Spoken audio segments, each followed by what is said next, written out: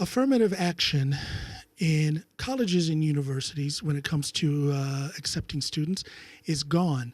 The Supreme Court has banned a policy that was enacted in order to right the wrong of hundreds of years of racism.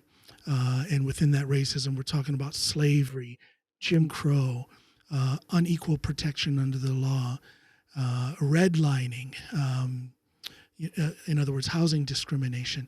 That is the reason for the enacting of affirmative action, which enabled colleges and universities to use race as one of the factors, not the deciding factor, but one of the factors that they took into consideration when accepting new students. So we're going to talk about this. They're talking about wanting to have a level playing field, make it more fair for everybody, not just for black students, but for everybody. So let's talk about it. Is the playing field more level?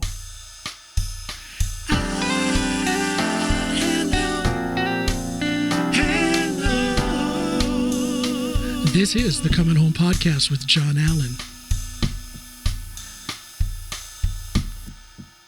I'm going to make a proposal here. I'm going to say this. If the Supreme Court did this, if they took away affirmative action in college and university admissions with the interest in mind that this is going to level the playing field, is it level? I propose that, or I will state that the Supreme Court has maybe done something in good faith. That's a debate right there on whether or not they did this in good faith. But is there more work to be done? Is this it? They've done what they've done, and now racism is gone. It's equal opportunity, equal education for all. I propose that there's a lot more work that needs to be done. I'm going to name three things that I believe need to be done. And I encourage you all to discuss this in the comments below on YouTube. I encourage you to comment on social media where I will be posting this on my Instagram page. It's at John Allen Official. That's JOHNALAN Official on Instagram. I am at John Allen Official on Facebook as well. And I am at John Allen Pod on Twitter. John Allen Pod, P-O-D. You can also go to my website at, www.johnallenpod.com and discuss it there in my blog entry. Checking my notes here, the first thing that I wrote down was, as it stands now, according to the Supreme Court, colleges cannot use race as a contributing factor when they are admitting students. But at the same time, it is quite legal and common to accept students to, for example, Harvard as so-called legacy admissions. Now, what is a legacy admission? If your father, your mother, your grandparents went to Harvard or Yale or Princeton or whatever university, you are pretty much guaranteed to get in. And this is regardless of your qualifications. Legacy, I've got some numbers written here.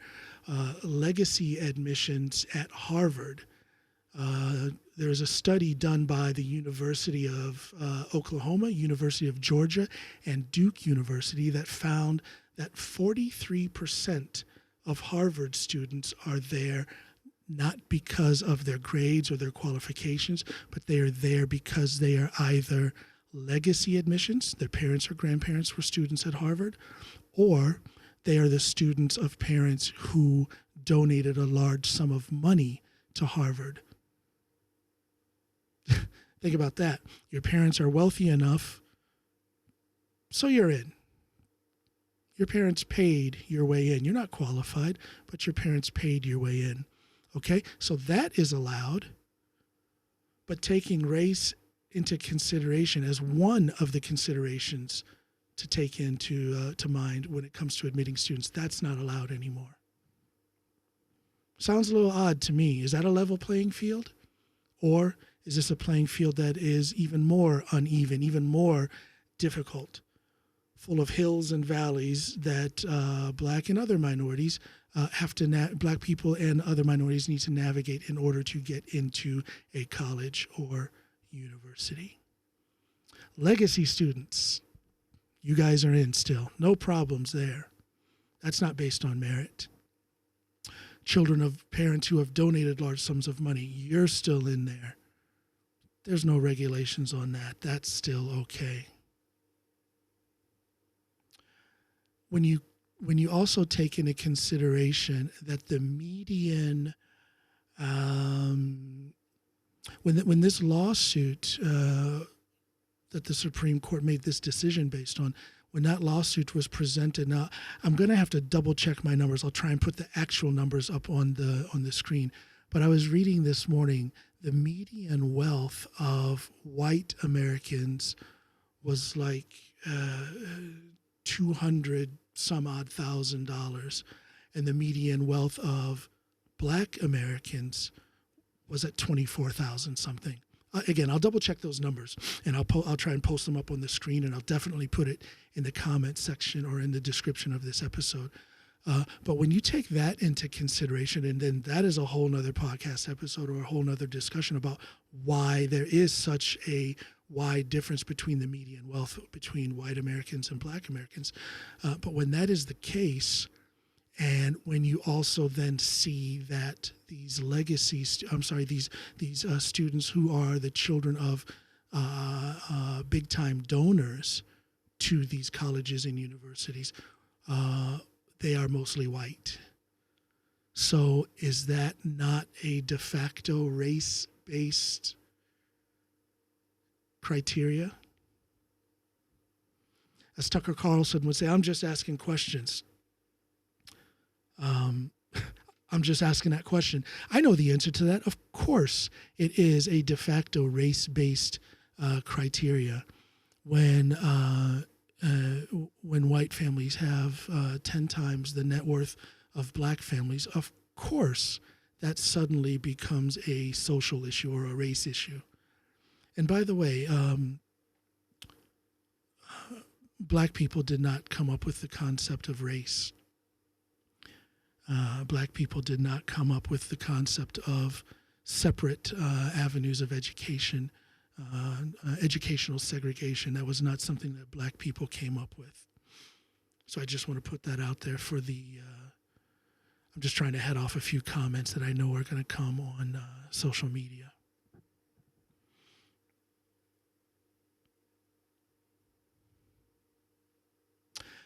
Another thing we can do to level the playing field, another thing that I think needs to be done to level the playing field. Again, the Supreme Court, according to the Supreme Court majority, they came with this decision in the interest of making America race neutral. Okay? Race neutral. They don't see color. So with that being the case, another thing that needs to be done is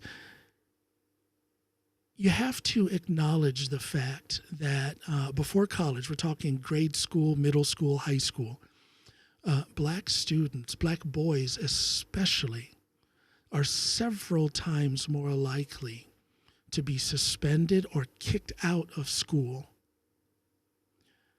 for the same behavior that non-black students are not punished for. I have sources on that. I don't have them on the tip of my tongue, but I'll post them in the comments below, or maybe I'll put a link or something on the screen here. When you see that, when you know that, when that is an indisputable fact, which it is, that black students, especially black boys, are much more likely to be suspended or kicked out of school, grade school, middle school, high school, than non-black students. When that is a fact, how do you think that plays a role when it comes to what the demographic of applicants for college is? What's that demographic look like? What are the chances of a black child or any child who's been suspended or kicked out of high school what's the likelihood of them going on to continue their education? Of course, it happens. I'm not saying it never happens, but I'm just asking, what is the likelihood of that? What are the numbers? What would the numbers say? What do you think the numbers would say? You who are watching and listening, you who have a logical mind, what is the likelihood of a child who has been suspended, maybe suspended several times? Got to turn off my sound on my phone here, which I'm using to make sure I get everything in that I want to say. Some bullet points here. But use your logical mind. Forget about your political, social, or racial bias and just use your analytical mind. What is the likelihood? What happens to the likelihood of students going to college if they have been several times over suspended or kicked out of one or several schools? So when we know that that's happening, what is the Supreme Court? What is our legislative body? What is our society doing to right that wrong? If we accept polling, if we accept research, peer-reviewed research that says that black students, especially black boys, are more likely to be suspended. I'm repeating this over and over. More likely to be suspended or kicked out of a school than non-black students. When we know that is a fact, that they're being kicked out for the same behavior that those non-black students get away with no punishment, what are we going to do about that? Is that right? Is that a level playing field? Is that equal opportunity to equal education under the law as it stands today? It's a legitimate question worth discussing in good faith. And again, I invite you to discuss this with me in good faith on social media, Facebook or Instagram, on YouTube. That's a little poisonous. I'm asking people to throw their poison in on YouTube. That's some crazy comments there, but I invite the conversation. I do. Let's talk about it. Here's another thing that I was thinking about that I believe needs to be addressed. If, as the Supreme Court wants, if we want to have a race-neutral country, a race-neutral United States, and if we want a level playing field when it comes to educational opportunities, how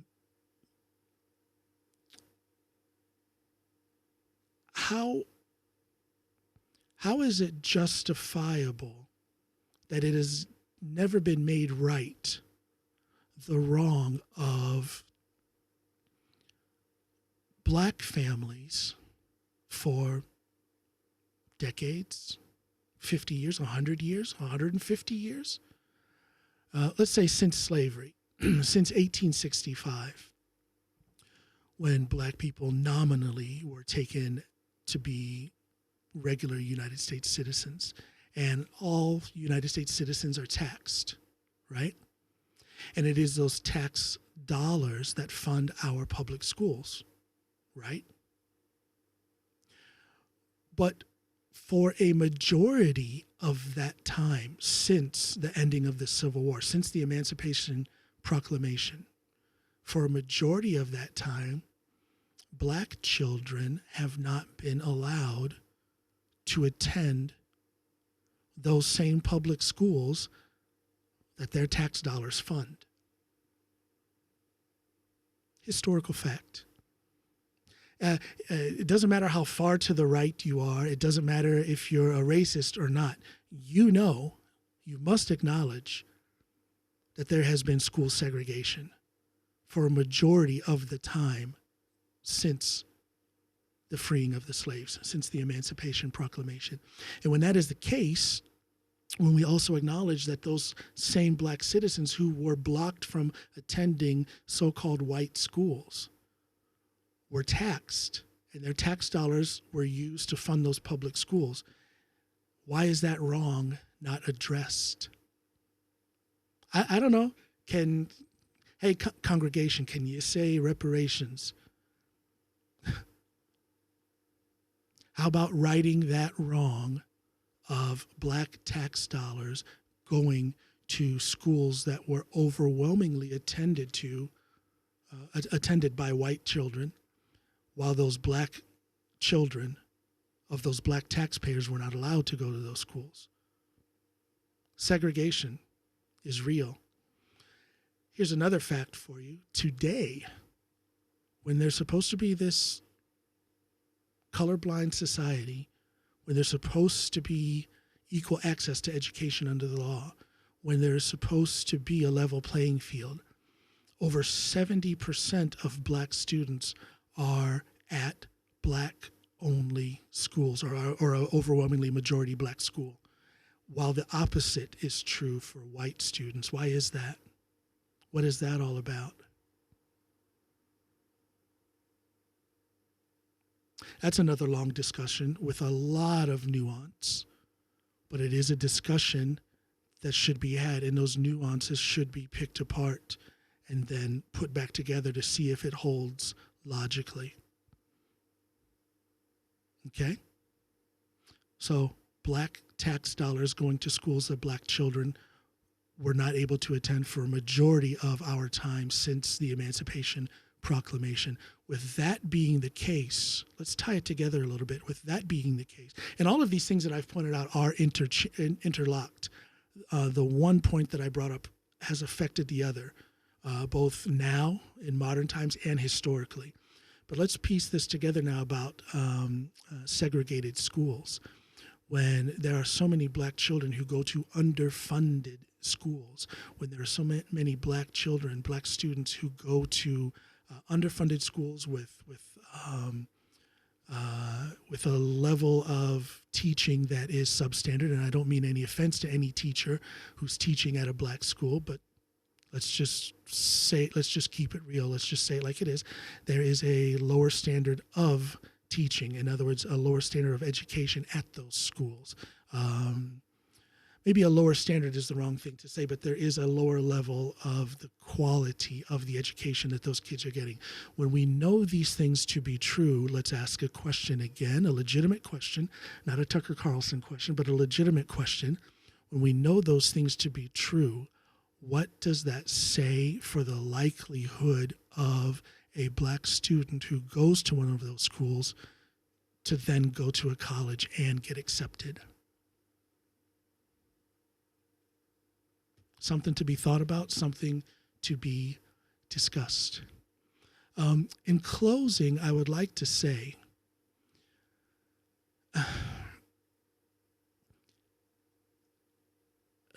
America, again, and let's just keep things founded in the truth. For a majority of America's history, if you have a graph, a visual graph of American history from, let's just take it from when the Pilgrims landed and all the way up until today. The time of slavery, Jim Crow, and all that is just a little blip on that timeline.